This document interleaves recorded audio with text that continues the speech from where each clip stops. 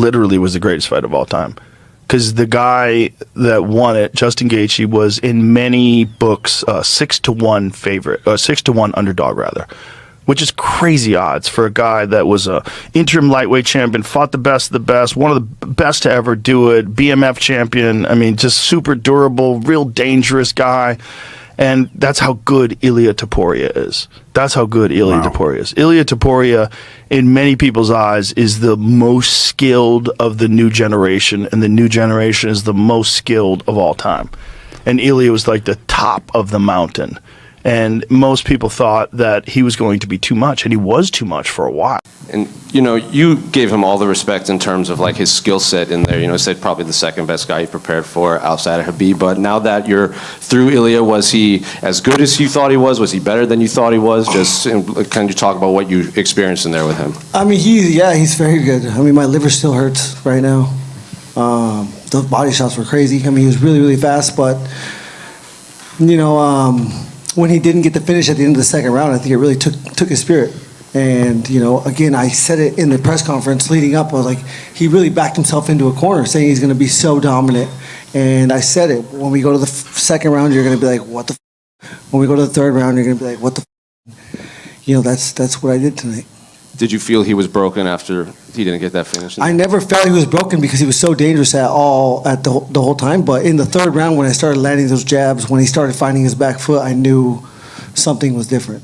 He felt so confident that, like, I'm going there and knock him out. When he was like coming the close distance, he didn't even use his jab. He was just wanting to throw his right hand and knock him out right away. But like Justin, he's a dog, you know, and like he has a good chin. He always stop him with his jab, you know, and Justin's jab was so good. Ilia think like he's like a Canela and like has the best boxing, but it didn't work. Justin did a good job. He's such a pretty boy that he was so concerned about the blood so immediately. I hit him with the uppercut. He's bleeding, and he started touching it over and over and over.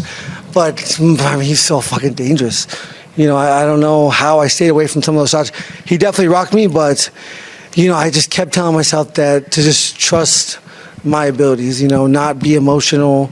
And again, when I say I don't have emotions, like, nothing feels better than what I feel. Ilia Topuria has been seen as one of the most dangerous fighters in MMA ever since he knocked out Alexander Volkanovski. Many fans believed he would dominate the lightweight division just like he did at featherweight. But at UFC Freedom 250, Justin Gaethje challenged that idea and made a statement that got everyone talking. Gaethje openly suggested that Topuria may not be as unbeatable as people think. When a fighter with Gaethje's experience says something like that, fans pay attention. He has fought some of the toughest opponents in the lightweight division and knows exactly what it takes to succeed at the highest level. What made the moment even bigger was Joe Rogan's reaction. Rogan seemed genuinely surprised by Gaethje's comments. It wasn't the reaction to normal trash talk. It felt like he understood that Gaethje was making a serious point. Gaethje believes that Topuria's success has come against opponents who may not have tested him in the same way elite lightweights would. Topuria's knockouts have been impressive, but Gaethje argues that he hasn't faced the kind of non-stop pressure, pace, and toughness that define the best fighters at 155 pounds. Interestingly,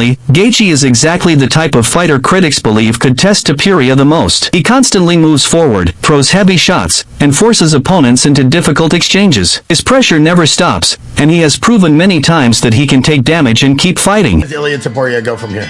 Ooh, Ilia Topuria. What's next? Take a break, dude. Take a year off. Like, look at his face. I think another big fight, something like a Patty. I think even Arman. Topuria's not going to come back soon enough to fight for #1 contender. If Gaethje doesn't retire, he fights Arman. And I think also, as much as I'm a fan of Ilia, it shuts down all this conversation of him. Justin Gaethje just defeated Ilia Topuria by round 4 TKO to corner stoppage at UFC Freedom 250 on the White House lawn, and is now the undisputed lightweight world champion at 37 years old. I can't believe I'm saying these things.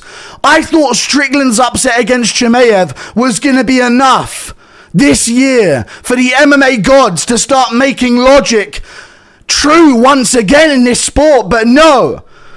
Justin Gaethje puts a whooping on Ilia Topuria. Fair enough, survives a nightmarish round 2, but I had Justin Gaethje winning this fight 3-1.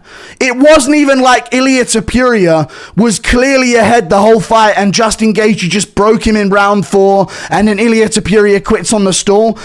I had Gaethje. For Topuria, the best response is not words but actions. His next performance will be extremely important. A win over a lower-ranked opponent may not be enough. To silence the doubts, he may need to defeat another top contender or former champion in dominant fashion. One thing is certain, Gaethje has already changed the conversation. Before UFC Freedom 250, many people viewed Topuria as the future king of the lightweight division. Now, some fans are starting to ask questions. The technical debate is actually very interesting. Topuria is an elite striker with incredible power, timing, and counter-punching skills. Nobody can deny that. But Gaethje's argument is that we still haven't seen how Topuria handles a fighter who refuses to back up, keeps attacking, and pushes a brutal pace for every round. If these two fighters eventually meet inside the Octagon, it could become one of the biggest fights in the lightweight division. Topuria would bring speed, power, and precision. Gaethje would bring pressure, toughness, and endless aggression. Both men have clear paths to victory. Topuria must prove his power works against someone as durable as Gaethje. Meanwhile, Gaethje must show that his cardio, chin, and relentless style are still strong enough to break one of the UFC's fastest rising stars. For now, the MMA world waits to see what happens next.